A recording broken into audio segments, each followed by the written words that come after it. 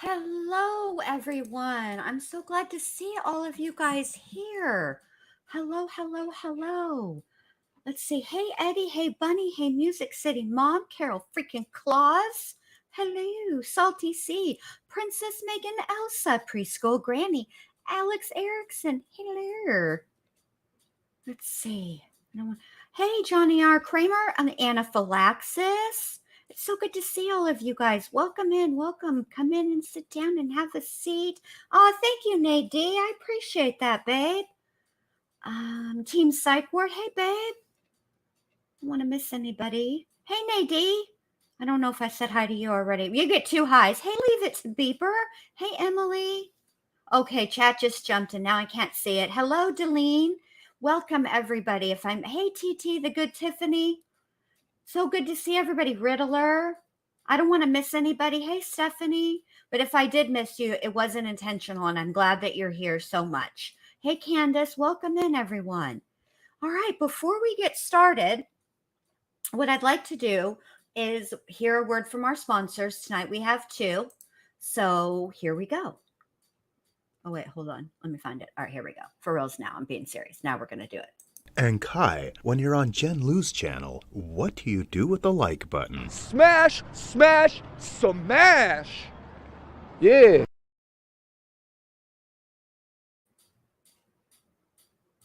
She's abusive. I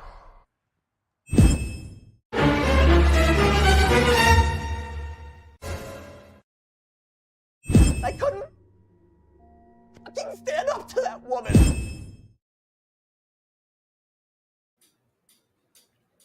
All right, so let me add Allie to the chat. Truth Teller will be here shortly. Hey, Allie, how you doing, babe?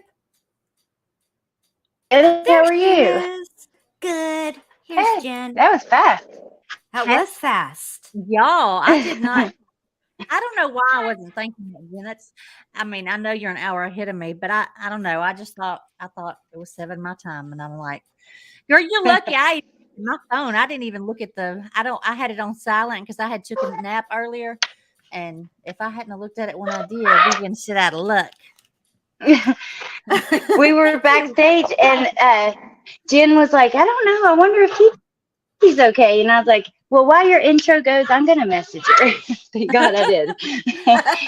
Yeah, I took a nap earlier, and I got up at like, I don't know, it was like 4:30. But I left my phone on silent, and I didn't think about it. I do that all the time, and I just happened to look down at my phone and see y'all messaging me, and I was like, "Uh-oh, is there an emergency?" And then we're waiting on you. I'm like, it's 6:00. But I'm here. So how are y'all? Good.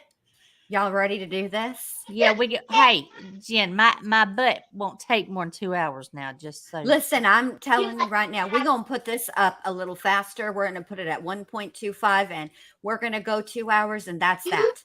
Gotcha. Wherever we land at the 2 hour mark, because we only have 2 hours, because right after this live on Crime Curious, she's got a live going, and I want to be there, and so will y'all. So if somebody could, por favor, put that in the chat, I would greatly appreciate it. Also, the behavior panel is going to use Dr. Phil's interview, and I don't know how that's going to work out for me for monetization wise. I don't know if they will cut the stream. I don't know what they're going to do, but we finna find out.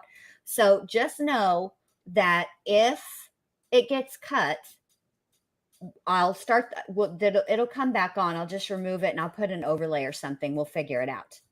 Okay. Well, they're besties with Dr. Phill, like for real. So maybe it won't. Maybe he won't be an asshole about, since they're sharing it. You know what I'm saying? Yeah. So, Nadine, can you please drop the link to Crime Curious's channel, because she's got a live about why is the nightclub Q? Isn't it Q? Isn't that the shooting that she's covering tonight? Hello? Yes, it is. Sorry, I had my phone muted and I was like 10 feet from it. But yes, it is Club Q. Okay, that's what I thought. Oh, thank you, Carol freaking Claus. And also, thank you very much, Riddler. I'm quite proud of that intro, actually. And I'm glad that you guys like it. I need to tweak it just a little bit. I want to add some more of the missing kids in there. So, and the numbers to call if anybody sees them, just to get a little bit of the word out, since I, you know, I have the audience, so I feel like I should do the right thing, and I play it every time. So hopefully, maybe somebody will see something and call. Oh, thank you, Riddler, very much for gifting a membership. I appreciate that very, very much. Woohoo! Okay, are we ready, ladies? I'm ready. Oh well, Hello, I'm not. everyone. Yes, ma'am. Okay. Also, before we start, I just want to put this disclaimer out here. Okay. Hey, Seth, we are just discussing this case. None of us know for real 100% what happened. We're just giving our opinion on it. I don't think anybody in this case, to be quite frank, has been 100% honest, because most people aren't 100% honest. And even if they are being 100% honest, they're telling it from their perspective, right? So there's a little wiggle room there. Okay. I'm not trying to get my ass suit off or create drama or exploit anybody or any of that stuff. I just found this case to be interesting, and especially because, quite honestly, it's not been resolved. So that's my disclaimer. And without further ado, we're starting. Oh, let me put the closed captions on. I like to do that too. All right, here we go. Oh, and let me make it faster before I forget. All right. You say you're 16. Are you a 33-year-old scam artist? No.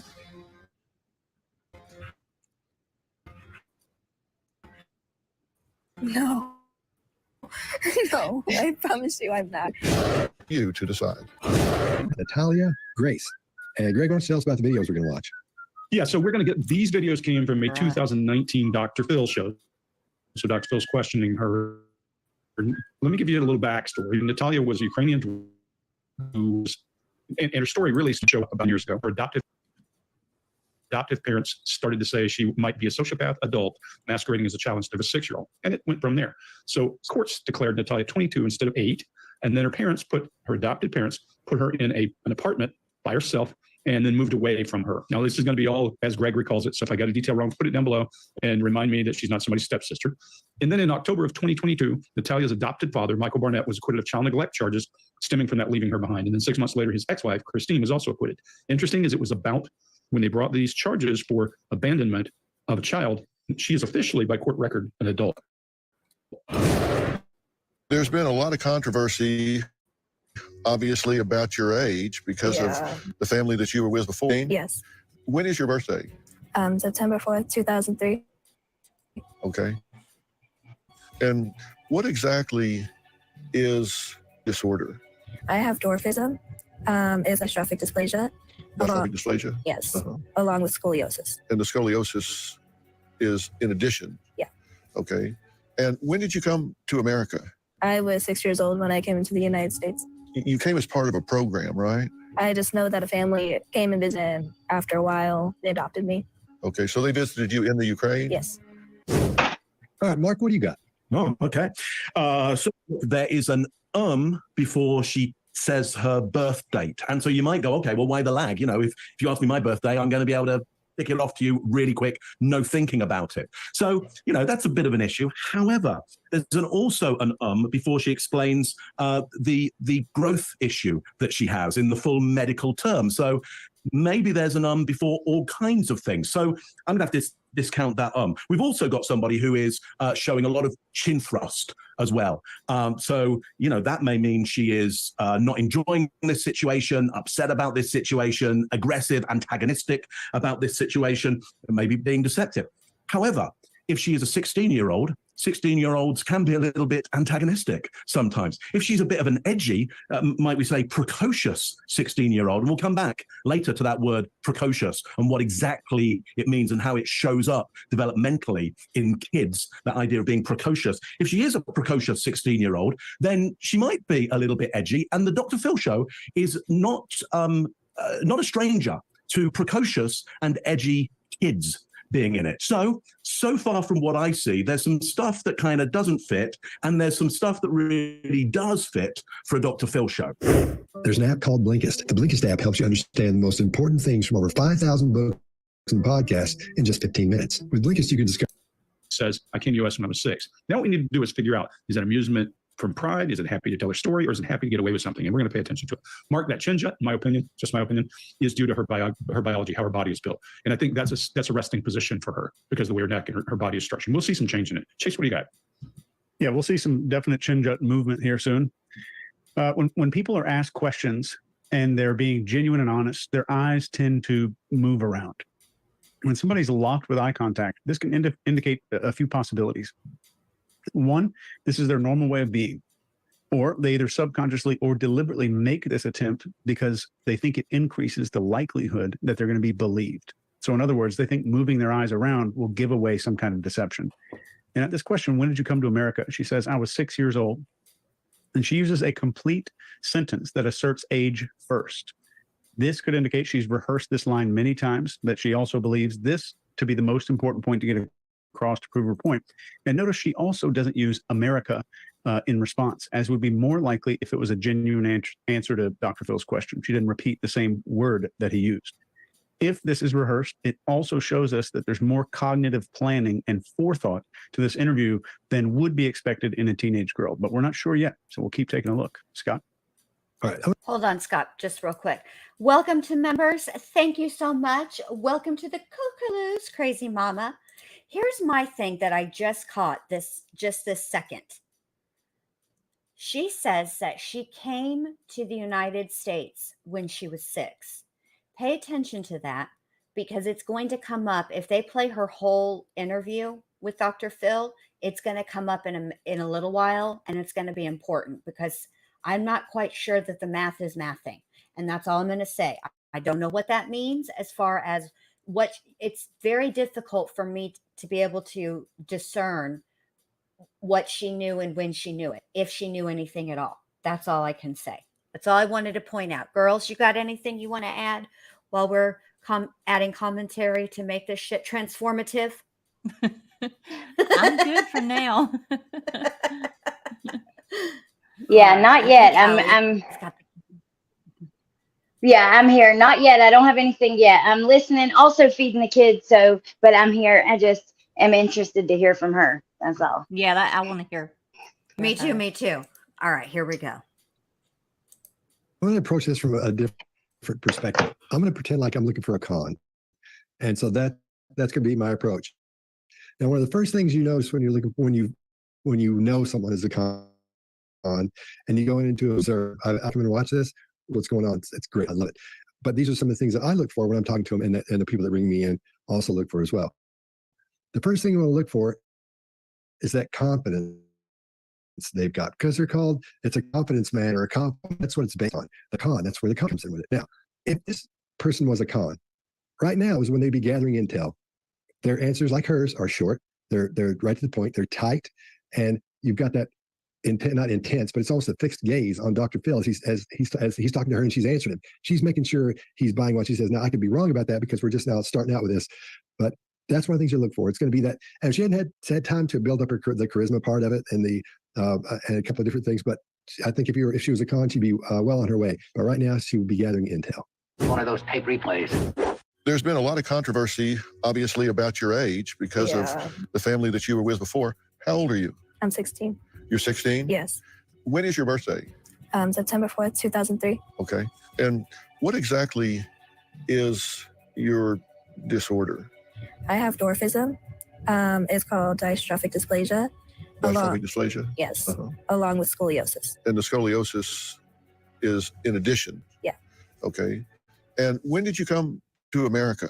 I was 6 years old when I came to the United States. You came as part of a program, right? I just know that a family came and visited me, and then after a while, they adopted me.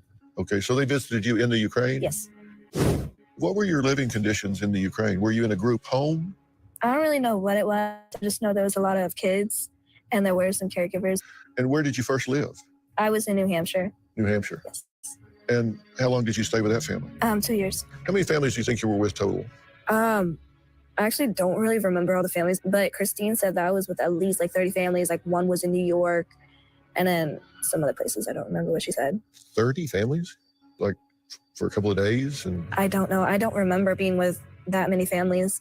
so when you went to the family in New Hampshire and you left there, why did you leave there?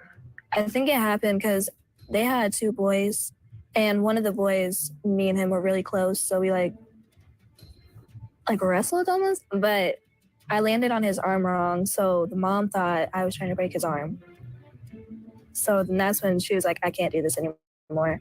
And when she said she can't do this anymore, what was this? What did she mean, I can't do this anymore? I don't know. Has she been frustrated with you before? I don't really know what it was with them. So you left there and went to another family for how long? I don't remember all the families. I just remember this one family that, because I was with them the most. And what was their name? They were the DePauls. The Pauls. And how did it go there? It was good. Me and their daughter, we were close. And why did you not stay there? I think it was like a money issue. All right, Chase, what do you got? She starts down a path here that all of us know very well, the I don't really know pathway. And the trouble with this is that she uses this tactic in ways that most people would be totally comfortable saying, I think, I believe, pretty much, or otherwise they would have no trouble speculating on these things. Well, I think it's because of X, Y, and Z. And notice she's still not moving her eyes at all when asked these questions that should elicit some kind of eye movement in almost anyone in the world. And even blind people will move their eyes to access memories and information in their head. And then she uses this concept of being close to this young boy to lead into, to make sense of this wrestling comment. And to me, this wrestling comment was a giant red flag. There's a huge spike in uncertainty here in her language. Her hand is going back and forth, like saying, like somebody would do if they were saying no, and just kind of waving off the comment. And her eyes almost close completely after they do this little flutter movement. I think something way more personal happened than wrestling here.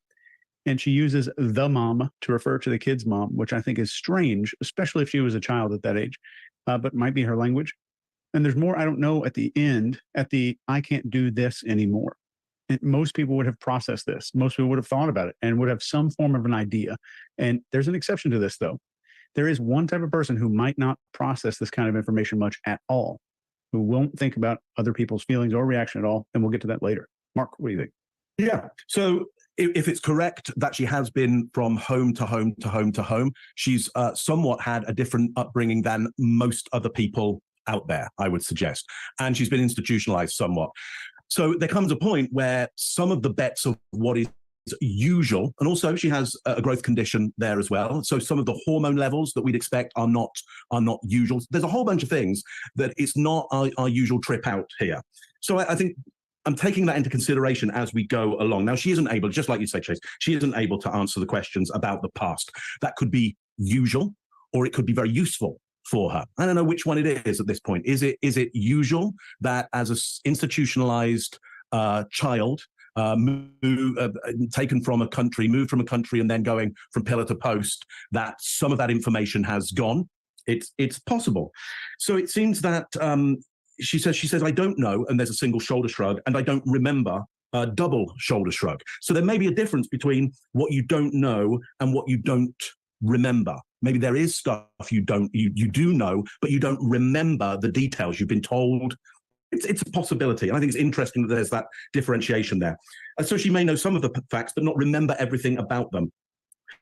Yeah, the wrestling is interesting. Then she searches for the right word, like wrestled almost. And then there's this instability gesture. So was it playful wrestling that you might do with a sibling? Because, part of growing up as a sibling is one of your jobs. And if you don't have a sibling, it's the job of the mother or the father, is to wrestle the child. Else the child doesn't really know how strong they are. And then they'll go out and hurt other people accidentally because they've never been tested. So one of the things that all kinds of social mammals do is to wrestle each other. That is normal. It's also normal, even in very stable households, to have sibling rivalry. And so the wrestling may transform into something way more aggressive, way more violent. And yet we've all been in situations where accidentally, sometimes a little bit on purpose, bones have been broken, people go to hospital, it all gets a little bit extreme. So there's a possibility here that it may be kids wrestling, maybe a little bit more sibling rivalry. And that's going to happen as you jockey for position in a new home, and things get taken a little bit too far and bones get broken. It's a possibility. I think what potentially is dramatic and exciting to infer is a bit of a sexual relationship going on there, because the idea is, well, maybe we've got an adult here and maybe it gets that out of hand. It's possible. It's possible if this is a 33-year-old psychopathic, sociopathic, person. I don't know at this stage. Everything is a strong possibility here. Greg, what do you got? What do you think? Yeah, let's talk about culture shock for just a minute. So when we think of culture shock, everybody thinks of going to a new country. That's not. Okay, I got to pause for commentary here. Here's where I'm stumped, okay, on the math. This is where I'm a little confused, because you're only 6 for 12 calendar months, okay? There's no way around that, okay? How are you potentially with 30 families, right? And in one calendar year, number one. And number two, I believe that, I don't know if they're going to show it, but on the Dr. Phill interview, there is a cutaway, and it is to the family, the DePauls, that she talks about. And if I'm not mistaken, I believe that they had her for 2 years. And that's what I'm waiting to hear, because if they had her for 2 years and she came to the United States from the Ukraine at 6, last I checked, there's only 12 months in a year. So that math is not mathing to me. So I'm a little confused. I've never heard the 30 families either. This is the first I've heard of that. But what are the chances that she's going to be violent with other kids? I think some of that has to be true. Like the mom thought she was trying to break the arm, and then she's, I don't know, violent in the next household. I think that's interesting. But yeah, 30 families. Even if it's just a few families, there has to be something bad wrong if things keep going wrong and you keep, Right. Yeah. Those are my thoughts too. Now I will say that there is, has been a term, what is it? Detachment disorder or what is it? Where it happens to children frequently who are, orphans for an extended period of time, and they are in an orphanage or a group home situation where they are one of many and they don't get the affection. Reactive detachment disorder, that's what it's called. And it makes me wonder if there is an element of that going on too. I'm really curious to hear what these guys have to say, mainly because I can tell you guys right now, spoiler alert, Dr. Phill is on her side. Yeah, I've noticed that. I want to point out Will B's comment also. He says a lot of the, Will B says a lot of the things that I think. How many 6-year-olds can count to 30? I mean, I pay attention to a lot of the things she said. They just don't make sense. I mean, if she was, it just doesn't make sense to me. I personally think she's just a devious little liar. But anyway. I will say this. All that I'm prepared to say with 100% certainty right now is the milk ain't clean. Right. I don't know where it's coming from. I don't know who's doing it, but something ain't right. And the truth of the matter is, it's likely a combination of every person in that household. Exactly. And I'm not saying there's not some truth in a lot of what she says, because I believe they're all, like you said. I mean, I think it's just a combination of all of them, but she's definitely not the sweet little orphan that she wants everybody to believe she is, in my opinion. You aren't getting a little Orphan Annie vibe from her? No. Jen? No? Okay. Hey, Foxfire, welcome to the channel. Glad to have you here. I love new people. I would really, right, here we go. really like to see like some court documents. Oh, sorry, Jen. We got a Yes. delay, No, of course. no, But I babe, was you're just saying fine. real quick, You're fine. court documents. I would love to see like actual, you know, stuff like that for Me facts, too. for factual information. Me too. Me too. Not the first time you experience culture shock. First time you experience culture shock is when you left your parents' house and were under the control of another adult because the rules changed and you suddenly had to adapt. And you adapted to that set of rules and you came home. So children who go earlier get much better at that. And children who move a lot are constantly exposed to culture shock and come up with new ways of dealing with it. And that's trauma. You guys hear me say all the time, the human condition is trauma. From the moment you're born, you're going to face trauma of some kind, some more horrific and some less. And as that person adapts, it might be that they adapt in a way that causes them to sit very still and to be very contained. The other thing that happens is if you're in a group home and there's a lot of ruckusing and these kids are jacking around and fighting, what's acceptable in that house may be very different from what's acceptable in your new house, where the children may be more frail, may be less frail, and you may be a little bit more aggressive and a little more physical. So let's take that into account first, because that's a big part of this person's upbringing, assuming that it's not just an outright lie that she came at 33. There are three things I want to look at very quickly. None of them are smoking guns, but they're important. She's got a furrowing of her brow. She talks about how many families she was with, and then she drops to emotional access. Well, if I live with 30 families, it might be the case. Some people get hard, some people get, softer. It depends on how that person deals with that. But then her brow goes up in uncertainty and request for approval as she addresses what's going on. When she's talking about this wrestling piece, maybe this is what happened is she pushed hard enough that these people are like, she's too aggressive for our family, and they found a way for her to go out. But listen, her voice lilts when she says wrestling. She does that rocking back and forth with her hand, which I think is, you might think it's this, you might think it's that. But then I felt like when she was doing that and shaking her hand, she's fishing for approval in calling it wrestling. Whereas the people might have said, you're a brute, you're beating up the child. So there's two. Third is there's a pregnant pause right after me, a dead open pause outside of her normal baseline after she says, I was trying to break his arm. And she breaks eye contact into emotion, but no tears, nothing sad. It could mean she's shopping for an answer in degrees and trying to figure out what's okay. Don't know, but she is a product of her environment.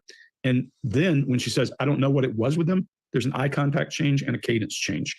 Those three things make me think whether it's a big deal or something else, she contributed in some way or feels like she contributed in some way to the reason she was ejected from those houses. Now, if you're a child, children feel guilty for lots of things that they're not responsible for. Don't know. We'll wait and see what we find. Scott, what do you got?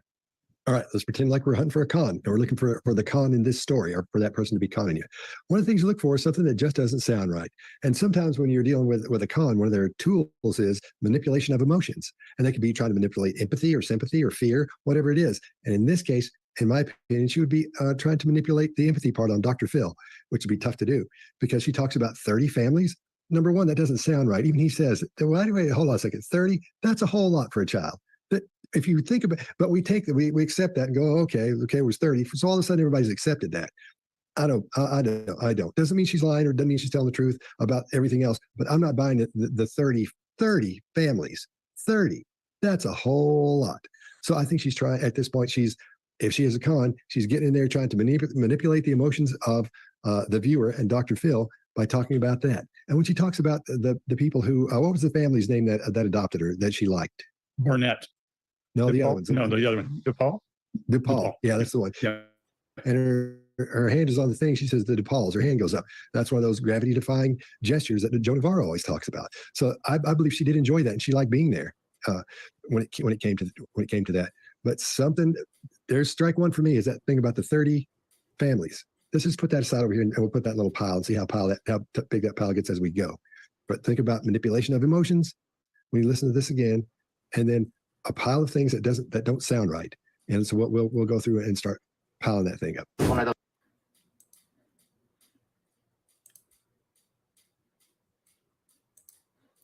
Okay, so this is an excellent point, Mary. Yes, the number 30 did not come from Natalia. It actually came from Christine. Natalia said, Christine told me there were 30 families. Now, what's interesting about that is, and I think this is more like what Scott's talking about and what they're picking up on with this number 30. Now, you may not at 6 years old be able to remember every family that you live with, right, by name, okay? But 6 years old is kindergarten. And but I'm gonna give her like a learning curve because she came here from the Ukraine at 6 years old, so she wouldn't have been in kindergarten. But what I didn't, it's not so much what she did say, it's kind of what she didn't say. Like she didn't say 30 doesn't seem right to me. I don't know why Christine said that.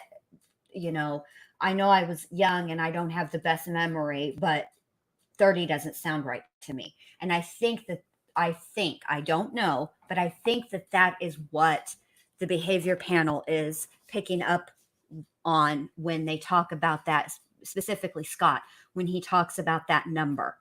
Because, yeah.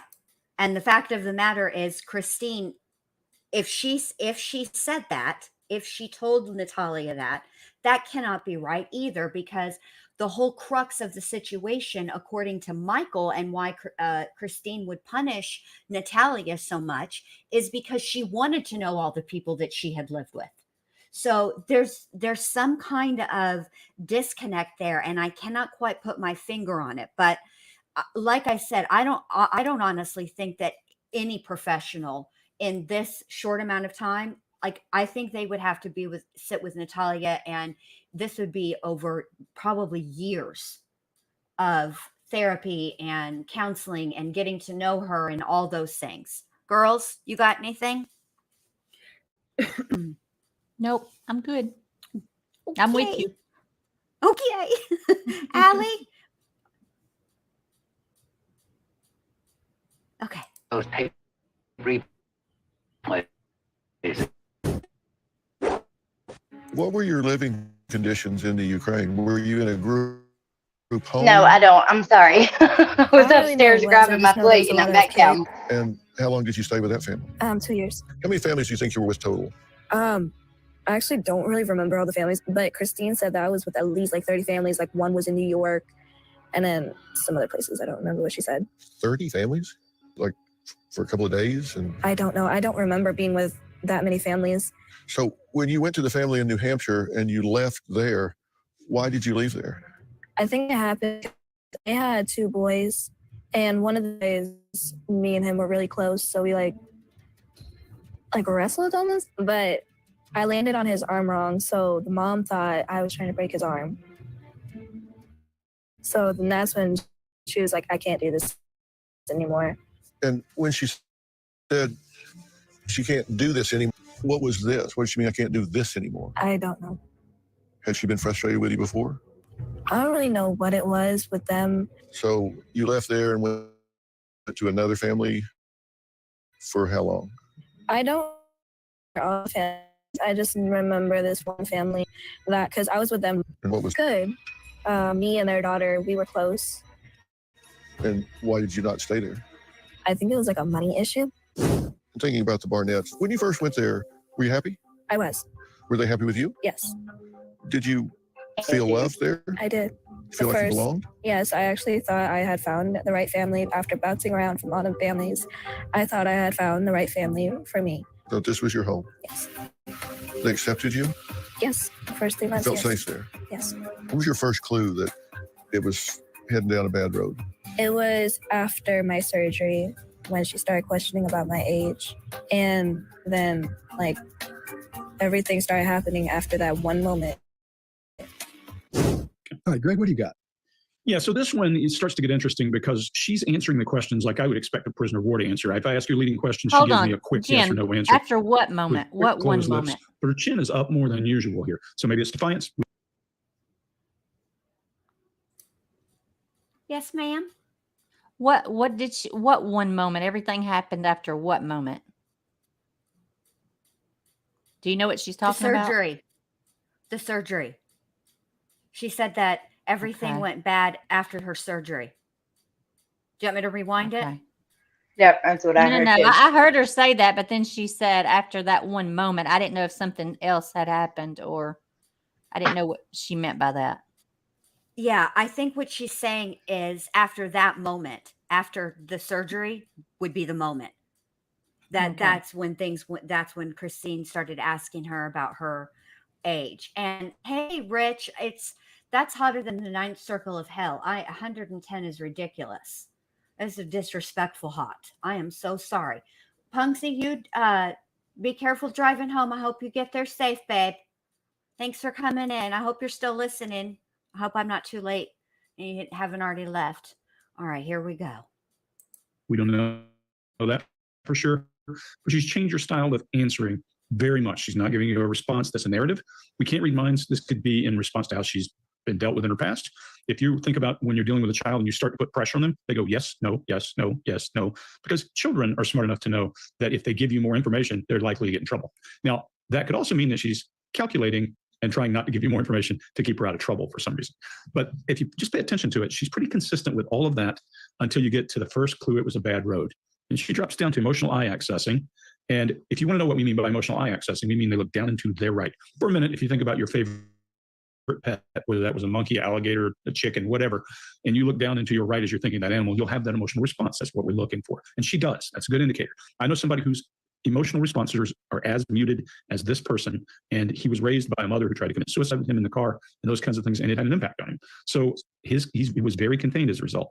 So just looking at that makes it very tough for us to look at the same thing. But in many cases, all that stuff that we start with is just the beginning, and then we just keep piling all this stuff on to protect ourselves. I can't speak to what this is, but remember, this is about the organism, and the organism is going to do what made the organism successful through that chain of events that got her here. Chase, what do you got? Yeah, her answers about this family are just like you were saying, Greg, immediate, short, and it sounds almost rehearsed. And Crafty, you're not invisible here. I just didn't want to interrupt and pause. I get comments after the fact. I'm trying to find a good balance of pausing and talking and not talking, and I'm trying to work it out. So I appreciate you being patient. I did see your comment about the Ukrainian language, and it is a difficult language. But I'm kind of curious because I was raised in the United States, but I know that I know people from other countries, and most people from other countries are taught English with their other language.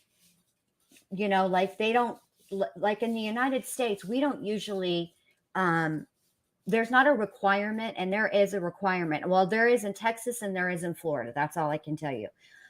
For taking a foreign language in order for you to graduate high school. But that starts in 9th grade, you know, where you can take a foreign language. And I mean, that is super late to be trying to grasp another language. You know what I mean? So I'm wondering if that might have something to do with it. If, as she was being taught her native Ukrainian, if she was, but also,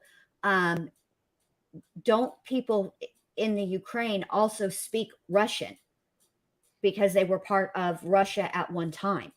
So maybe that part I can't quite 100% figure out either. Look, there's a whole lot about this dadgum case that I cannot figure out. I can't even figure out 42% of it. What you got, Allie? I agree with you. And in West Virginia, it's the same. It's like it starts in 9th grade. They say if a child learns a language by like 5 or 6, they're way better off with it versus learning late. Mm-hmm. Damn, and I had another thought, but it totally left my brain. So maybe it'll come back to me. We'll see what TT thinks. And then I'm good. You good? Okay. I'm good. I'm just waiting. All right, here we go. I don't want you guys to think that I'm ignoring anybody in chat. I see you. I'm just trying to find this balance to figure out when to pause and not pause. And so be patient. I'm under construction. What you got, Allie? Hey, I got a question for you. Okay, so because I didn't follow this as closely as you guys, I'm not sure. I know that she went to these families before, Michael and Christine, but did she go back to the Ukraine? And what are they talking about this program? And each family that adopted her, did they pay like Michael and Christine like the $20,000 or what? I don't know those answers. Now, I will say this. since Natalia has been in the United States, she has not gone back to the Ukraine that I know of. Now, I do know that they were that after she did this interview with Dr. Phill, they were working on trying to get her to meet her birth mother. They, so she could meet. But yeah, What became of that? Because I heard about that too, and I never heard any more about it.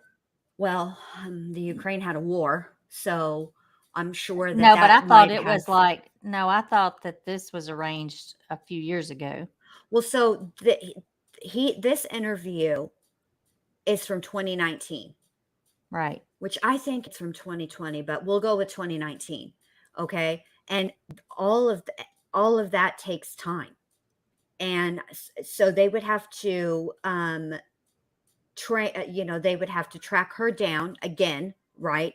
And then Well, they would have to. she's done interviews. They know where she's at. Well, right, but they would have to, but she would have to be willing to meet with Natalia, and it would have to be something that's arranged. And I don't know what the deal is with that. The answer is I don't know. I don't know whatever happened with that. I've never heard a follow up. Well, no, the reason I'm asking is because when I dug into this case a few years ago, they showed, just a small, it wasn't like a long interview with her, but she was willing to meet her. And that was long before this war started. And so I was just wondering what became of that, because I mean, there's nothing but opportunity in between them. There shouldn't have been anything holding them back. Yeah, it makes you wonder, huh? Mm-hmm. I really want to know if every family paid. I want to know like the details of the money and stuff. I think that's I wish, the court documents, I guess, which wouldn't have all of it, but at least we would find out some. See, for me, it's not the fact that she knows English that is a sticking point for me. It's the fact that she doesn't speak Ukrainian. That is a sticking point for me. That is something that I don't understand. That I don't understand. I don't know, especially because there isn't a whole lot known about where she exactly was prior to coming to the United States. We have no idea where she was, only that she was in the Ukraine. Which I think, listen, I'll say this. I even wonder, like, at the orphanage, what they spoke. Yeah, right. Because here's the deal. I speak English. Do I understand and know Spanish? Yes, I do, but I don't speak it enough, right? But there are certain words that I say that are Spanish, and I taught my children that. And they will bust out with some words that I have taught them, right? Not all of them are bad. There's a couple that are bad, but it is what it is. Okay. I didn't teach them. Not all of them I are didn't. bad. No, not all of them. I didn't teach them the bad words when they were little. I got that as they were older. But at the end of the day, yeah, they definitely know that word. But when my oldest son was little, do you know what he used to ask for all the time? Mama on a pon, and he was asking for bread. Okay, why he would only say pon for bread, I will never understand, but he did. And then but the whole rest of the sentence was in English. So it is, one of those things. And so you'd think that even if she were if she were in the orphanage and they only spoke English to her, it's very difficult when you have a second language, especially if it's your native language, for you not to interject that language here and there, certain words. That's so true. Because my grandpa, I told you before, like him, his brothers and sisters and grandparents all came from Spain on a boat. Like my grandpa was the only one who wasn't born yet. My grandma was pregnant with him, my great grandmother. But anyways, and the whole family spoke like broken Spanish mixed in with their English, like up until the day my grandfather died. You know what I mean? That's just the way it was. It was like half English, half Spanish all the time. So yeah. Yeah. So I'm just curious why we don't, Callie, we don't know, babe. We don't know. We don't know how old this girl is for sure. I don't think that I don't think in 2019 she was 33 years old. That I think is a step too far. All right, here we go. Let's see, because we're on the clock. I only got one more hour.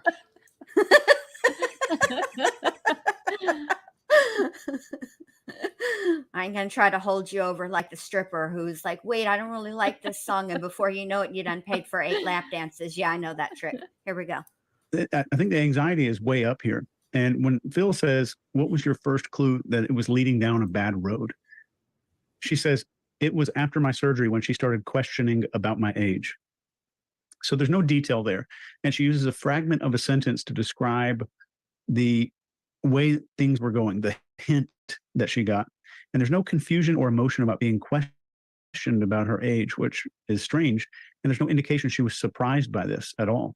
And there's no emotion present here, hardly at all. And she uses the word everything and moment, those 2 words, to describe what would be severely traumatic, emotional, and frightening, I would imagine, for a girl who was especially under 10 years old at the time. So what you're seeing here might be something called simulated adjustment.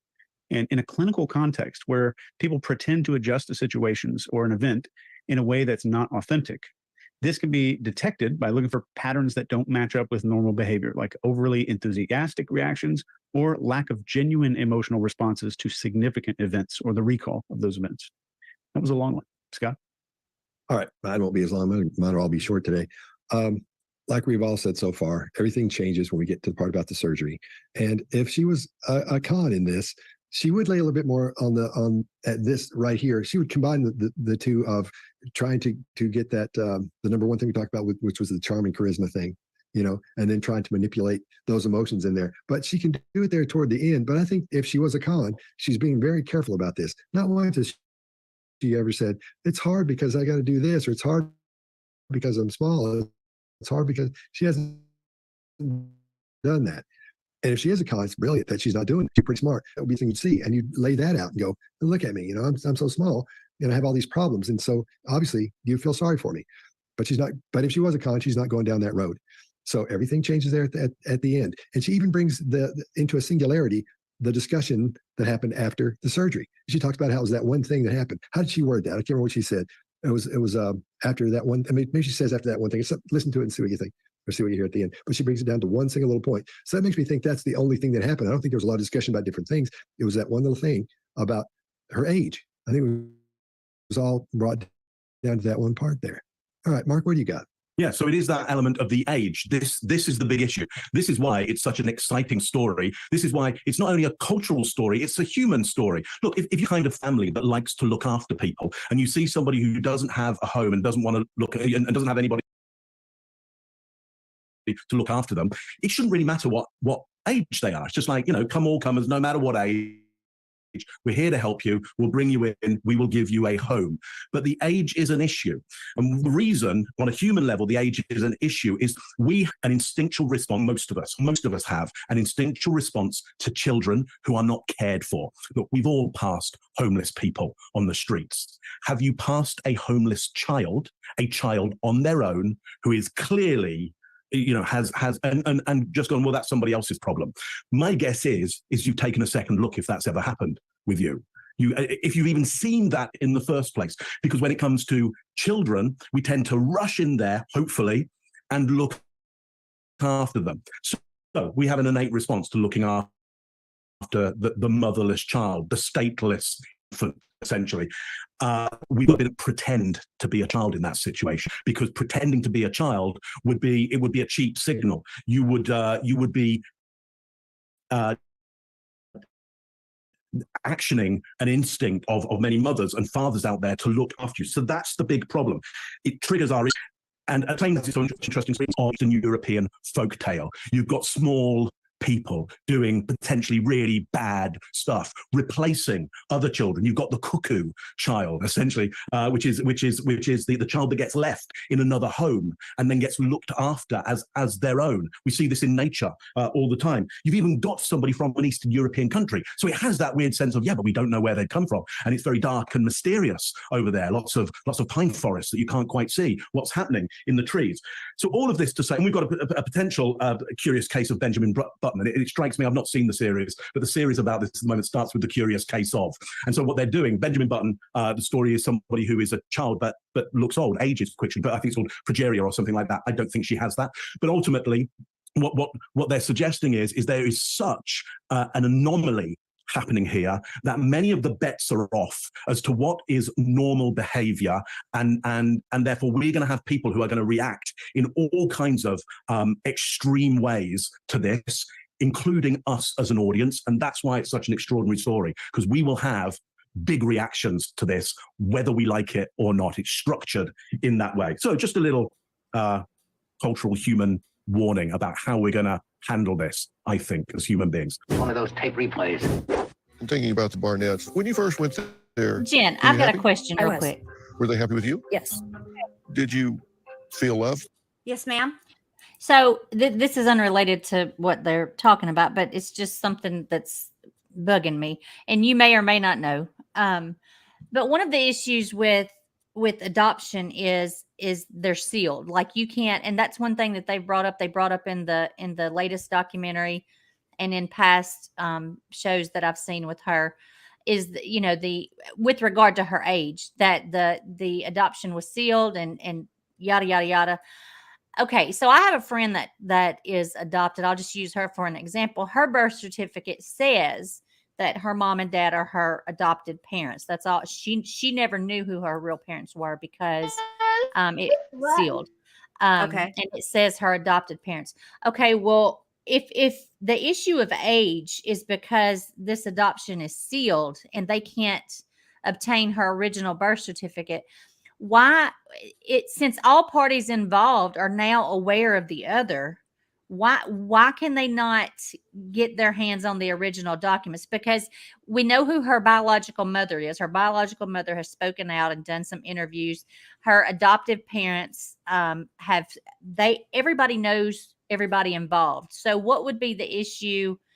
And again, I know this is a legal issue that nobody here may know the answer to, but I'm asking it anyway. Why could they not have them unsealed now that if all parties were in agreement? Everybody knows who everybody is. So Okay. if the issue of age lies in the original birth certificate, where's the problem there? So they have her original birth certificate from the Ukraine. From her biological, from Yes. her actual birth. Yes. That's not the issue. The issue is, and that wasn't what was sealed. What was sealed, according to the Barnetts, is who had her and where she was before they got her. That's the part that is, it's not sealed, it's closed. But her birth certificate, regardless of, her original would be the one that counts. That's the one that they're questioning, though, babe, because because documents can be forged, and that's the problem. Yeah, and I would think that in a situation where you're trying to get rid of this sounds wrong to say, but you're trying to find a place for a child to go, I could see them saying that she's younger than she is, because that would help. Unfortunately, people like to adopt the little ones. They want the smaller ones, yeah. No, Kelly, you're right. That would not be her fault. See, this is where the conundrum is for me. I don't think that this is the part I don't think is true. I don't think that she is in 2019 when this interview is being done. I don't think she's the real life orphan. I don't think she hatched this conniving plot, right, to move in with a family and make their lives miserable, right, for all eternity. I don't think there are elements to this situation in this case that are beyond Natalia's control. Now, I will tell you this. The one thing that I had an issue with on Natalia's Ukrainian birth certificate, and this might be I might be wrong about this, but I have seen in other countries where if her birthday is 9/4/2003, in the United States, it's 9/4/2003. In other countries, it's 4/9/2003. But on that birth certificate, it says 9/4/2003. Now, I don't know if that is something, if that is the way they do it in the Ukraine or not. It is just something that I noticed. I do not, anaphylaxis, know her actual age. There has been a bone test done and a bone density test done, and they had her, that bone density had her at 8, not 6. And she would have been, by her birth certificate, 6. I think that some of this is out of her control. Are you saying that we don't know if the birth certificate that they're claiming is original is actually original? Because that's where I know here in the United States, we can go to vital records in our state and get an original copy. And I know, the Ukraine is any other country is totally different from us, but we can go and get the original copy.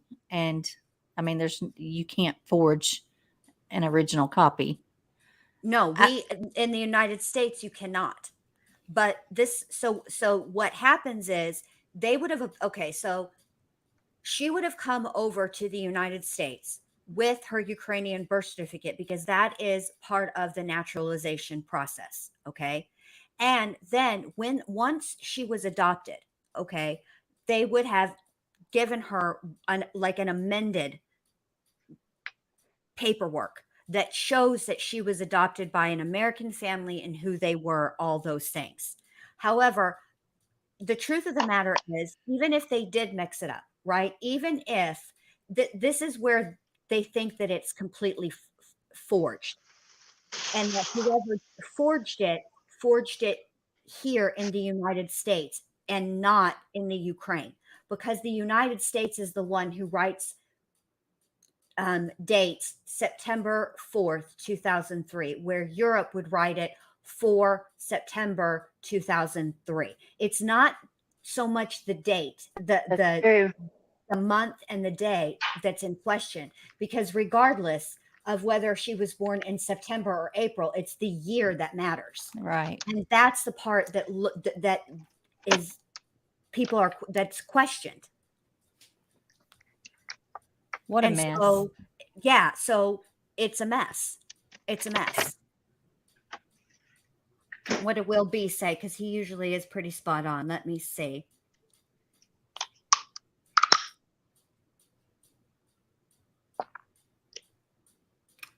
This one. I mean, there is an element of that to this, and that's what's unfortunate. And I think for me, what I don't understand is how this is what hasn't been proven. What hasn't been proven is how much of this is Natalia's fault. If she came to the United States and they mess with her birth certificate, she's 6. Even if she wasn't 6, let's say she was 8. That would still make, she's still a minor and she's still a young kid. So how is that in her control? That's the part that nobody is able to answer. Not just how old is she really, but how much of this did she do versus was done to her. Do you know what I'm saying? That's the part I can't get my brain around. Let's keep listening. Let me let Mac out because now he's having a whole tantrum. Just a second, Macaroni. There? I did. Feel like you belonged? Yes, I actually thought I had found the right family after bouncing around from a lot of families. I thought I had found the right family for me. So this was your home? Yes. They accepted you? Yes. First 3 months. Felt yes. safe there? Yes. What was your first clue that it was heading down a bad road? It was after my surgery when she started questioning about my age. And then, everything started happening after that one moment. In the medical paperwork they had, they were told she was 6 years old. Mm-hmm. And then they say that you're a scam artist. You didn't give them the medical paperwork. Someone had to provide that. If there's a scam here, it doesn't emanate from you. Right. Here's another one. I was putting her into the bathtub and I noticed that she had full pubic hair. I noticed clothing in her closet that contained at least some remnants of a menstrual cycle. Okay, and she's talking about at this time you were supposedly 8 years old? Yeah, I was almost 8. And she noticed these secondary sexual characteristics. Did she talk to you about that? No. She's been with us for almost 7 years. To this day, she does not have a menstrual. Not one. Christine did not say anything about bloody clothing or anything to me. And I just got to tell y'all, she's about to say something kind of, it's not that bad for me. It's not that bad, but I want to give everybody a trigger warning just in case it might be bad for you, because everybody's threshold is different. And I just want to be considerate of other people. All right, here we go. So trigger warning. that she said that I had one, and she had me use a tampon, and ever since then, I've never. So she had you use a tampon one time? And there was spottage, I guess. I don't know why. And she's like, see, that's blood. And that's probably. Yeah. All right, Greg, what do you got? Yeah, this is a pretty interesting one. I'm going to cover the mother more than I'm going to cover her. These clips are very short. I was really wanting to get the entire interview with the mother. She only did one interview that I know of, and that was Daily Mail. Do you know where another one is? Grab it for us, because this is good. When she says pubic hair, she is very tentative. I don't know whether it's because she thinks it's the wrong thing to say on TV, or whether she's feeling like it's inappropriate and wondering if she'll be believable. But she changes cadence. There's a cut in there. I wish it were not there, because she doesn't inhale breath before she says pubic hair. Interesting. Why? Don't know. Would love to know. And then there are at least some remnants. When she's talking about that with menstruation, there's a qualifier. She uses a qualifier. She didn't say, hey, I found menstrual blood on her clothes. You would expect her to say that. And look, I'm not going to get into the biology of that. I'll just tell you stress. Most women will tell you stress creates lots of hormone changes in them. When we capture prisoners, women immediately almost always cycle. So stress, if a child's already cycling, you would expect that to happen a lot as she moved from home to home to home. Don't know. We'll hear other people later say it hasn't happened. Meanwhile, the child, the person, Natalia sits there with no blink rate increase, no emotion, nothing. So there's no response to this. Means it doesn't seem to affect her.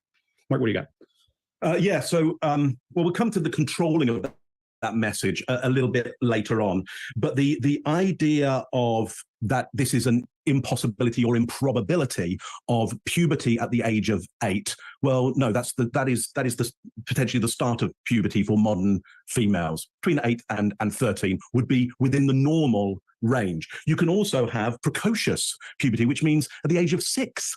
This could start. And that wouldn't be abnormal. That would be precocious puberty. And there's all kinds of ideas around why this might be earlier. But if you take ideas from the past of when puberty should start, you're going to be in the past because of potentially chemicals in the water right now, and also quite likely the amount of incandescent light that we all have on a more regular basis. The pineal gland reacts in a different way, and puberty can onset a lot earlier. So if that is the smoking gun that people are looking for, it doesn't really pass. It doesn't really pass muster, I would say, and it seems to be a little bit hearsay from the past carer as well. Now, the interesting thing for me is the carers, the two adults with her at the time, they use some downward palm gestures at the end to close down that questioning. They moderate that questioning. I think I'd like to know why they want to moderate that question. I'd like to know why they decide to close that down. I think she says she doesn't know why. If this happened, if there was blood, she doesn't quite know why that would be. Again, there's all kinds of good reasons why that would be. There's some very important medical reasons, hormonal reasons outside of puberty why that might be, which might point towards some other medical care that she's been given, which would be potentially alongside the operation that she's having. All of this to say, it's that as the smoking gun is not good enough from my point of view. Scott, what do you got on this one? I'll keep this one short and sweet. Here's another thing that doesn't sound right. And when they come up with this, the thing about her having her cycle at that section right then, she, like Greg was saying, she just kept sort of doesn't say much. We don't see much emotion at all come from her. This doesn't look right. If she was a con, this wouldn't look right, because she gets that information, doesn't react to it really, but she does react by not reacting. So think of it like that. So I think that with Tooth so far, we've got a couple of things that just don't sound right up to this point. So that kind of, in my little pile of stuff, there's one thing on the bottom. There's that part about the 30 families. And we have this part up here about she had her cycle when she was so young. and it has them concerned, and they're not the first to be concerned. So for me, the story's starting to sound and feel and look a little bit odd. All right, Chase, what do you got? I'm no doctor, but I do hold an advanced certification in neuroendocrinology, if that's important to you. This early of menstruation is unlikely to be caused by her actual condition, but there are some factors like genetics, thyroid, pituitary issues, and even some exposure to like endocrine disrupting chemicals like pesticides, dioxin, phthalates that can cause this to happen. I don't think that's likely here. I called a doctor who is a specialist in this area today, and she agreed that this is not a likely smoking gun, as Mark said. And when Phill says, did she talk to you about that? She says no. She denies it completely, and then goes into explaining how this woman walked her through what a period is and then had her use a tampon. Strange that that would happen. And one thing that's interesting here is there's something called an indirect insinuation of wrongdoing here. And this occurs when a person, I'm not saying it's here, this happens when a person communicates in a way to cast suspicion or doubt or the possibility of guilt onto someone else indirectly. It's believed this is largely due to unconscious desires to increase that person's own appearance rather than directly attack the character of the other person. So if I can push them down, it makes me look a little better. One of those tape replays. In the medical paperwork they had, they were told she was 6 years old. And then they say that you're a scam artist. You didn't give them the medical paperwork. Someone had to provide that. If there's a scam here, it doesn't emanate from you. Right. Here's another one. I was putting her into the bathtub, and I noticed that she had full pubic hair. I noticed clothing in her closet that contained at least some remnants of a menstrual cycle. Okay, and she's talking about at this time you were supposedly 8 years old? Yeah, I was almost 8. And she noticed these secondary sexual characteristics. Did she talk to you about that? No. She's been with us for almost 7 years. To this day, she does not have a menstrual. Not one. Christine did not say anything about bloody clothing or anything to me. And she said that I had one, and she had me use a tampon. And ever since then, I've never. So she had you use a tampon one time? And there was spottage, I guess. I don't know why. And she's like, see, that's blood. And that's probably. Yeah. She was hiding knives in her couches. She was talking about she was going to kill family members. She's standing in the middle of the room and she would say, I'm waiting for the right time. She poisoned people. She put chemicals in the coffee. So for those who haven't, the stream went down. Hold on.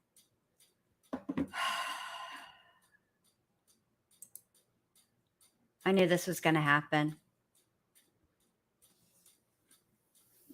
Give it just a second, you guys.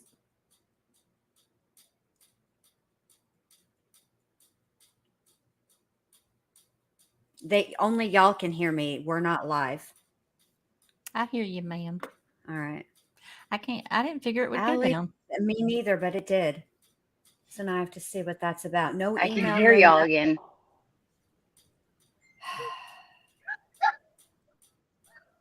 I'm sorry, I lost all audio. I got booted again. It said something went wrong. Then I came back in and there was 2 of me up here. I don't know. I couldn't even hear the last 5 minutes that I could hear.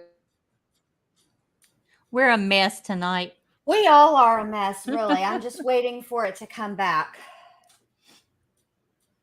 Does this demonetize it for you? Yes. Oh, no.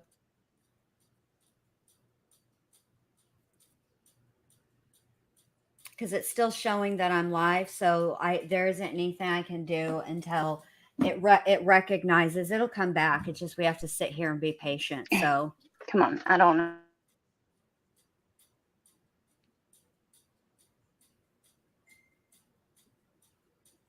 It did that to us one night on mine, didn't it? When we were doing Bigfoot. Yeah. Hang on. I'm going to mute really quick and then see what it's doing.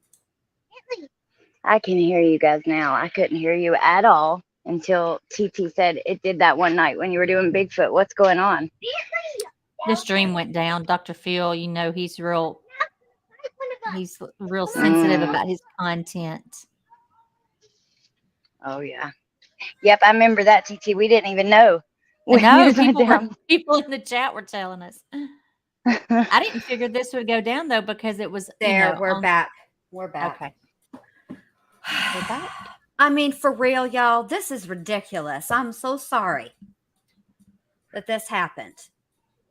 I will be. What in the world? So what does? Let me see what Sorry. it says. Hang on. No, go ahead. What does it do on the viewer side? Like, It just says stream suspended.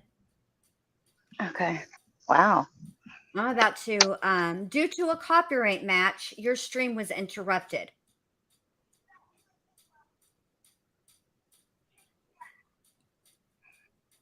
Well, damn it. It's because of Dr. Phill. So now, I don't know what else to do, because if I play it, it will, no matter how I play it, whether I have it as with an overlay or however I play it, it's going to detect it because he has copyright. What is that ship? You know what I'm talking Content about, ID. Allie? Yeah, he has content ID on. Yep. So thanks, Dr. Phill. But don't worry, because I will be appealing, because this was totally fair use. And it wasn't that I'm just streaming Dr. Phill. I was actually streaming the behavior panel. So if anybody should be mad at me, it should be the behavior panel. Yeah, could it be because you put it back on normal? If you sped it up? It is sped up. Oh, I thought it went back down to normal. Okay. No, it's sped up. I just turned the quality down. So annoying. Yeah, he will. Dr. Phill and Oprah both do this. They make $11 billion all the time, and they're going to strike my little channel for what? So ridiculous. I'll just, you know what I will end up doing is I will end up deleting this whole live because I don't want it on my, I don't want it on the channel if that's how it's going to be. I will fight the claim. And if they say that it's not fair use, then I will just, I'll just delete it. I'm not going to, it's ridiculous. It's ridiculous. I make ridiculous amount of money.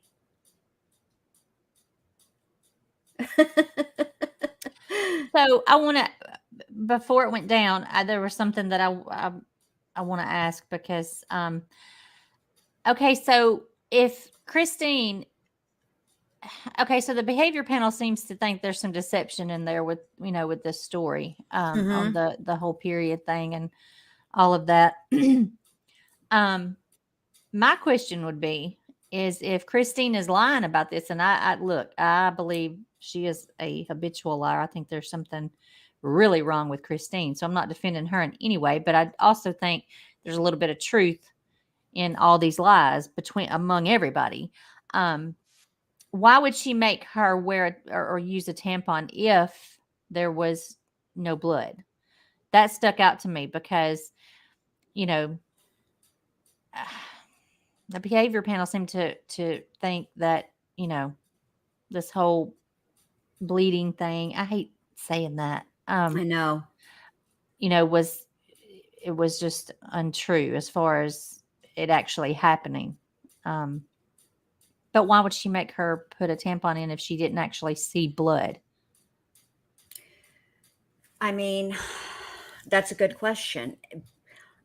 I mean, it seems cruel, right? And the fact is that Natalia has never actually said that Christine was like physically abusive to her. Right. That all came from Michael. Now, let me preface that. She has not said that yet. She is supposed to do not supposed to. She is, because the ID channel has already put out the trailer for it on YouTube, which I also can't play because that'll be another issue. So Natalia is going to speak on her story. And I don't know how many episodes it will be, if it will just be a single night and, an hour show, which after commercials, it's like 42 minutes, or if it will be multiple nights, I don't know how they're going to do it because they haven't. All they showed was just that she's going to tell her story. Now that is the one that I'm very curious to hear, because up until this point, I've not heard anything from Natalia about the way that Michael describes it, which is nothing short of a beating. And Right. she's never said anything like that. Now, Right. I will say that there is that story from Jacob about Christine telling him to pee in Natalia's bed. And if it is true, she's cruel. And so I think that it's possible that she might have done something like that just to be cruel. I agree with you. Yeah. I agree with that. It's a sad situation. And the truth of the matter is, and I don't know if it's because there really are no concrete answers, or that is the design of this docuseries, to let the viewer make up their own mind, which would be fine if you were going to provide like documents, like I can read and I can look at documents and I can make up my own mind based on that information, but they really don't show a whole lot in the docuseries. So I don't even think that I think we're still going to be left with a lot of questions even after Natalia does her part of it, honestly. I would be interested because I do think that Natalia did some, she had some questionable behavior. I think she did a lot of strange things. I think there's something wrong with her. Right. That's just my opinion. But I would be interested to hear, because we haven't heard anything of inequality really from her Nail family. I would be interested to hear what her behavior's been like since, because I'm just wondering if whatever she was going through, if she grew out of it. I mean, obviously you don't grow out of trauma, so I'm not talking about trauma, but maybe she was just you can heal from trauma. Well, I mean, you can learn to cope, but to cope, you never heal. But I wonder if she just was a badass kid and maybe grew out of, I don't know. I just would like to know what her behavior has been as an adult, I would too. And I'm curious if when they do this follow-up with Natalia, if they are not going, if the Manns will, which is the family that she is with now, if they're not going to be more involved in the story. Do you know what I mean? Involved in that part of it. And the thing of it is, I think what makes it difficult about this story for me anyway is kids do stuff. It's not like they come with manuals, okay? And you kind of just got to figure it out as you go, okay? Right. But some of the stuff, and this is where it's difficult for me, it's the people who are describing these alleged things that Natalia did are so exaggerative and so dramatic. They have just dramatic personalities. And it's very difficult for me to ascertain whether they're actually telling the truth as it happened or if they're exaggerating something. And I think that's what really makes this story so complicated. And as far as, to me, it seems like something happened at some point before she got to the Barnetts. And I don't think that the Barnetts helped the situation either, to be quite frank. They weren't equipped to deal with her issues. Absolutely not. And I think that I'm just, but that's the problem, is that we're having to base our opinions on what is in front of us. And the truth of the matter is, everybody in this story, aside from the neighbors, particularly the one neighbor who didn't even want her face shown, really has a motive to be less than honest or to say the story a certain way. Do you know what I mean? So it's really hard to tell. That's who I want to know. ATS News. That's who I wish would come out and shut all of this down to begin with, because the DePauls have. There is, if you look it up, if you look up Inside Edition and you look up Natalia Grace together, you will find the DePauls interview. It's not a long one. I think it's going to be like an 8-minute video. And I ain't going to play that here either, because Lord knows what will happen. But I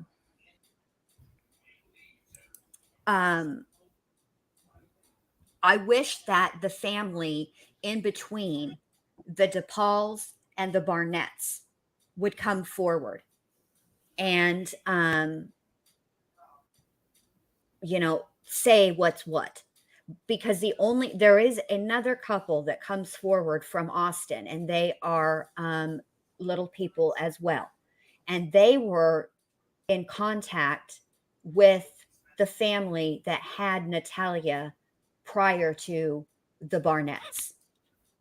And they don't describe that family in a very favorable light, but I would really be curious to hear from them. I don't know. It's all a mess. It All is. a mess. It's all a mess.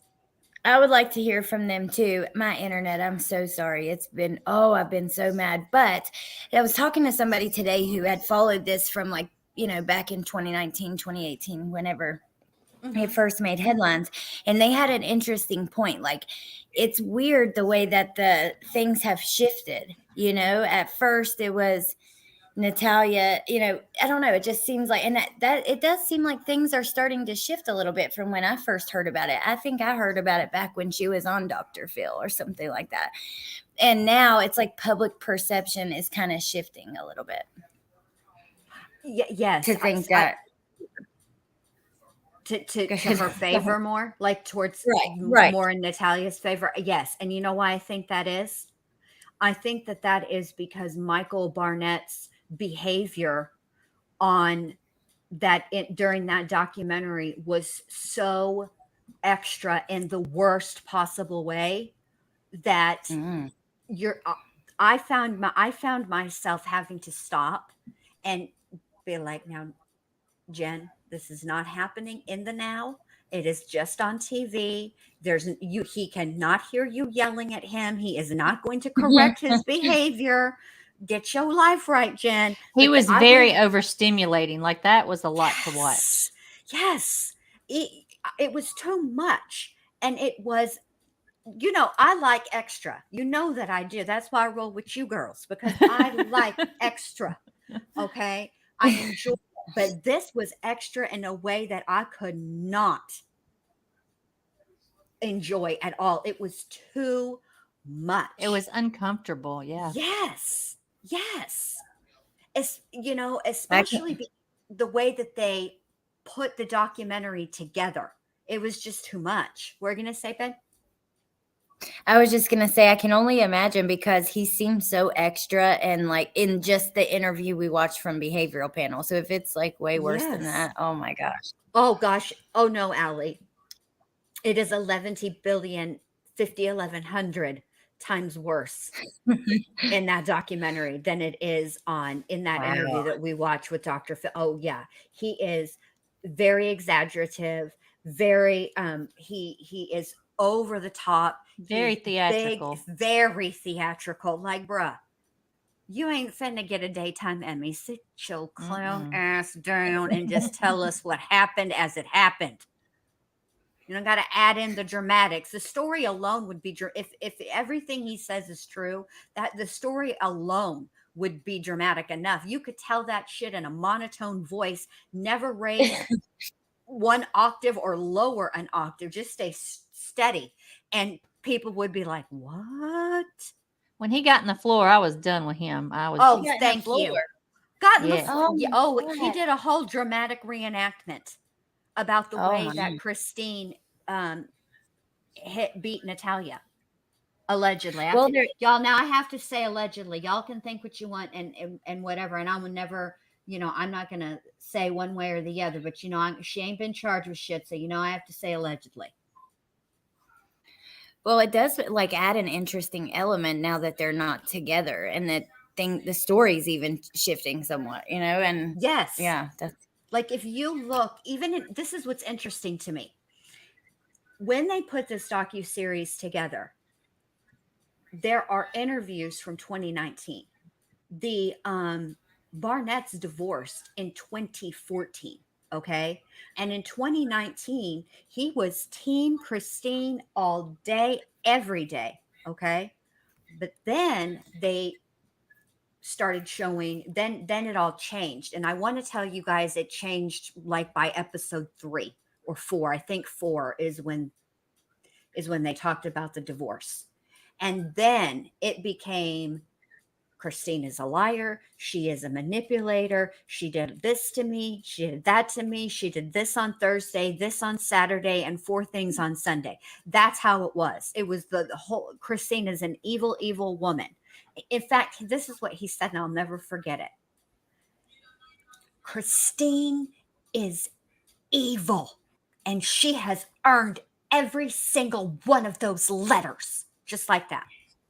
I'm not even playing. Am I wrong, TT? That is how he said it, isn't it? Did Christine do it? The new one? New. No, and all requests. People have been trying to get a hold of her ass for a minute, and she's like, nope. Guess where she lives, though, y'all? Where? Florida.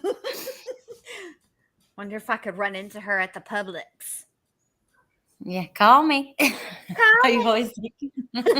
Hey, Christine, I want to hear your side of the story, girl. Call me.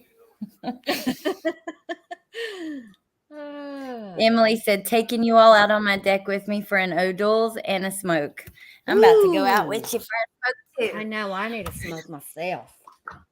And y'all,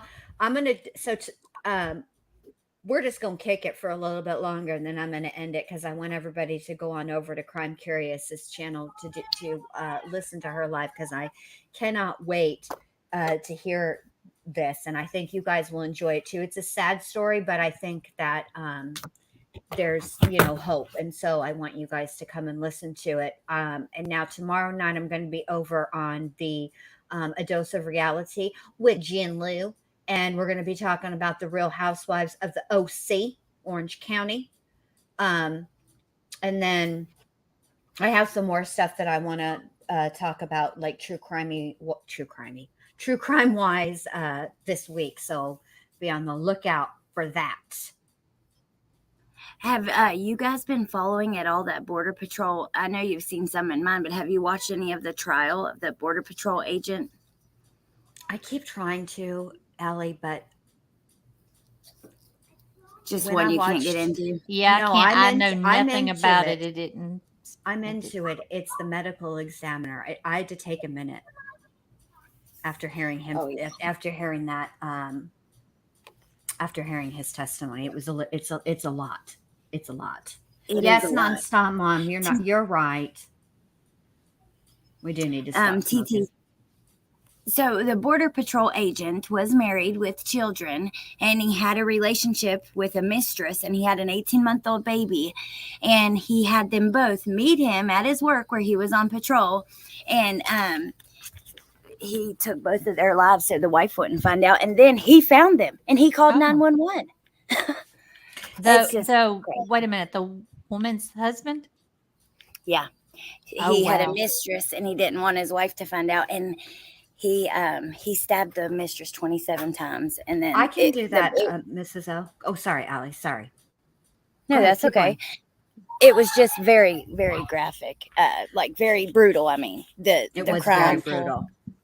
It was. Yeah, it's awful. Have we heard? I haven't seen anything come down my feed about the Portland situation. Did that go away? No, but I don't know. I need to go check the groups and see if there's been anything new. I just had been watching that trial, so I hadn't really, been watching as much in that group. I don't think so, though. Well, I I will mean, I cover haven't heard, that, I didn't know Mrs. if they O. had determined that it wasn't a serial killer or what, because I haven't heard anything else about it. Me neither. I'll find out. I'll see what I can find out though. I'll let you know. Yeah, I want to know about that too. I think so I was, talking to the word girls about the Border Patrol case, because Dr. B and Momo are watching it, and Mo was shocked about the fact that he is the one who unalived them and then also found them and called it in.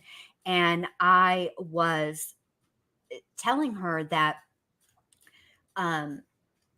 she was like, I can't believe the gall that he had to do that. And I was like, yeah, but you got to understand what he does for a living and the power that he has. He is a Border Patrol agent. He can send people to detention centers. And I don't know if y'all have ever seen what one of those detention centers looks like when they're figuring out whether or not you are a citizen here or not, and whether you're going to get to stay or whether you're going to get deported, what that looks like. And it's scary for people. And I'm not going to get into an immigration debate or anything like that, but I'm just saying that's how I'm telling you how it feels for those people, and how what kind of power that particular job has in that particular area. And he reminds me a lot of the other Border Patrol agent that was a serial killer who just was on trial. We just watched his trial at the beginning of this year, and why and he decided that he was going to, quote unquote, clean these streets. And what he did was he killed women who were prostitutes.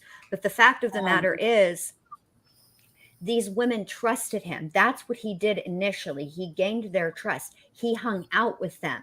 And then all of this, and slept with them. And then all of the sudden, now they're, this is his words. He used a different word, and I can't remember what word it is in Spanish off the top of my head, but it basically means trash. Oh my. And it's not a nice word. And he felt entitled to do that. He was arrogant. He was arrogant when they arrested him. There was a standoff. He was arrogant then. He was arrogant when they were questioning him. He talked with disdain about these women. It was, disgusting. And it's sad. I hate when women like that are targeted, or addicts, or people who, exactly, just because it's not fair. But this guy, he was a supervisor, TT. That's another thing. Because like what Jen's saying, because the element of him being a Border Patrol officer, a supervisor, and using some of his skills and techniques and stuff during this is part of why he's getting the death penalty. Like they've talked quite a lot about that. Mm-hmm. A position of power and trust. Yes. And if you actually, I think my live from last night, where I can send you these videos like all together. His interrogation came out yesterday, and so right within an hour, they had him in a car bringing him in. Her family knew she was going to meet this guy who's a Border Patrol agent, and so he's sitting there, and they're like, do you have any other kids with anyone besides your wife? He's like, I don't know. The cop starts getting mad at him. He's like, man up, man, grow some damn nuts. He's like, answer the yes or no question. So he's like, well, there are a couple girls. The girl's name is Griselda, but he's like, there's this one girl. I don't know her name. All I know her by is Grizz. And it's just so stupid that he thought he was going to get away with it. You should watch that, though. The interrogation is really interesting. The cops are like feisty as hell. Yeah, I mean, it's just, oof. It's kind of like when we were watching the body cam footage, which had, how do you say his last name? Doerman. Because when he told you have the right, he said, shut up. And then he said, you have the right to remain silent. Fucking use it. Yeah, I love that. Which was really just about, don't listen, I don't give a rat. You unalived your children, you POS. I don't give a rat's fat kneecap about your wallet, your comfortability. Listen, I'm not going to break the law. I'm going to follow the law, but I'm going to just, that's it. You're not Yes. going to, no extra. I'm not going to give you the trick about when I put you in the back of this car to lean forward on them, on those, handcuffs, because that could be getting uncomfortable because you're going to be sitting a while. None of that courtesy was extended. Well, I mean, the dude's sitting on his front porch steps, rifle beside of him, babies laid out, deceased. And he's just sitting there and he's like, hey man, I'm not drunk, I'm not mad, I'm not on drugs, I ain't gonna hurt nobody. Like, I'm uncomfortable. Can you help me? Like, what the hell, dude? Right. His demeanor. Oh my God, I just can't. I don't understand. It's awful. Awful. The fact that he, even thought he could just, that case is just, I think that case is so sad and I think people are so because it's like come out of nowhere. And the truth of the matter is, even if we knew the why or were told the why or he explained the why, obviously it would never make sense. But it's weird because I've not heard anything like, well, we've heard some stuff from, but nothing like super concrete or anything like that. You know what I mean? Right. Yeah. Just the one guy. And I don't even know, he actually, I don't think he's even a neighbor. I think he was just like house setting or something like that. He was over there temporarily. Yeah. Kind of does it reminds me of Chris Watts. It really does. Just because you look at the pictures, I mean, like 4th of July, they're all in red, white, and blue. These kids are doing parades and baseball, and they're like a little picture perfect little family with a nice little place. And then all of a sudden one day, I don't know. I just don't understand it. Yeah. It's just that's a good question, Anaphylaxis. Have we heard from the Border Patrol's wife, or are they still married? What's going on there? So I've been wondering that this whole time, but watching, no, not the interrogation. During the guy who did the interrogation, during his testimony, at one point before he gets into it, he's like, we took him into interview room 2. There were other interview rooms with family and his ex-wife. So I guess they divorced because I guess his wife was there being interviewed when he was there doing the interrogation, and the cop referred to her as the ex. So interesting. Huh. And she moved to Florida too. Huh.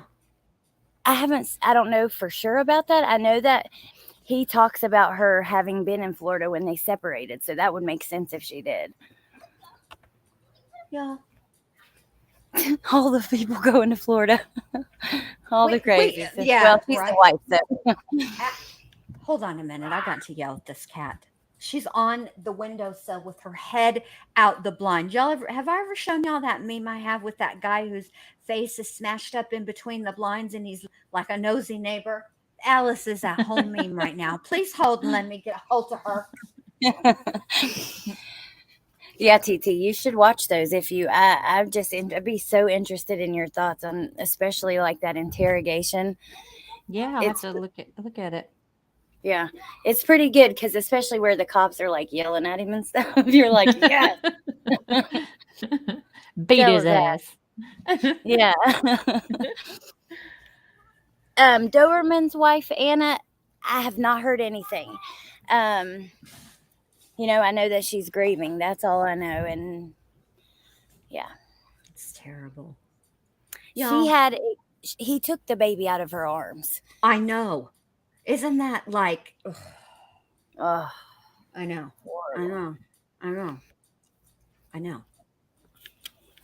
And all of it, everything that happened to me, it seems like his goal was to punish her, which is why he let her live, and did it. It's just awful. Just absolutely awful. It's so sad. It is sad.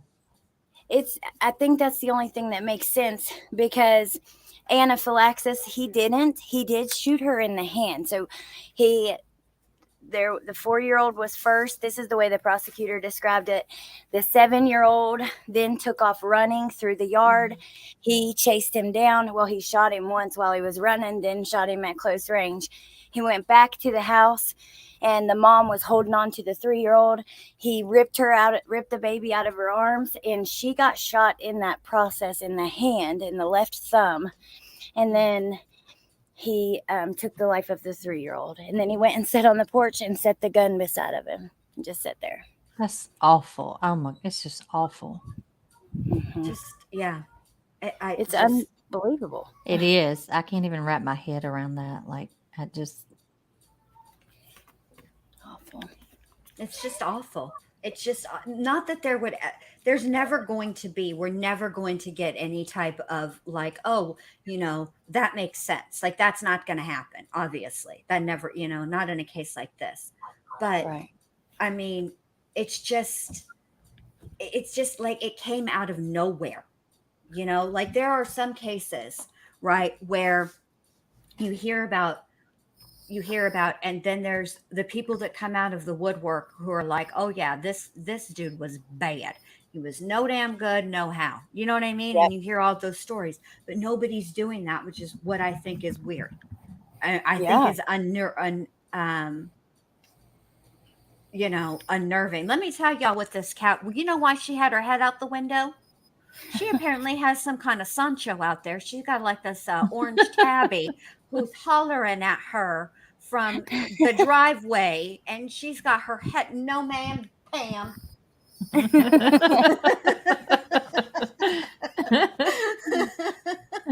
Alice she's a feisty one for sure. Alice is a thought, y'all. She is a whole thought. Out there. She is.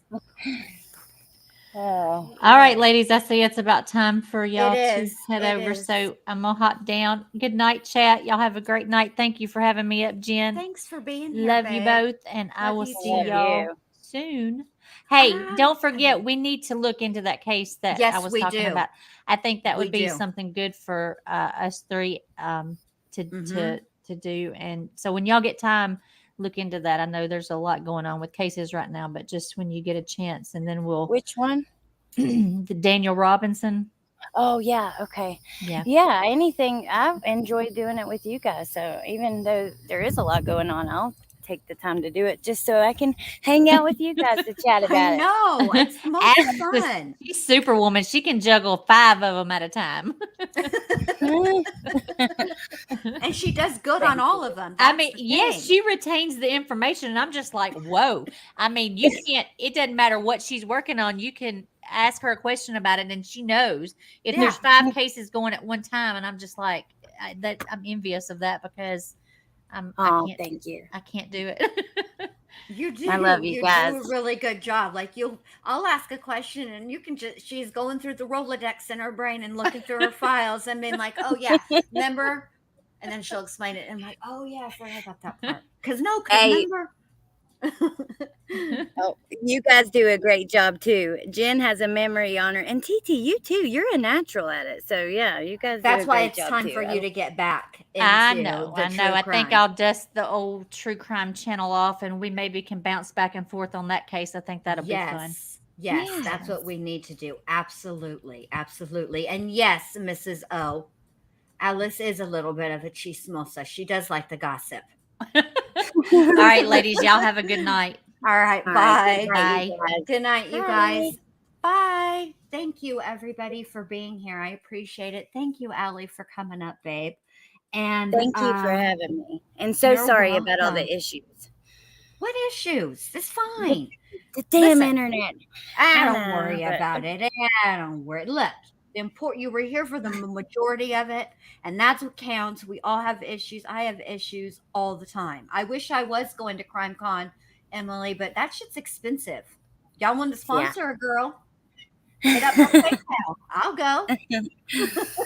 I'll go, and I'll take Allie and Truth Teller with me. Yes, that'd be fun. Yeah, head up the PayPal, head up the Cash App. Sure, I'll make a fund, a pool, or whatever. Something. A fun to pull, whatever it's called. I'll do it. All right, y'all go head over to Crime Curious's channel and let's go. Let's give her a listen. I think this interview is going to be really interesting. I think you guys will enjoy it. All right. Good night. Me too. Bye. Bye.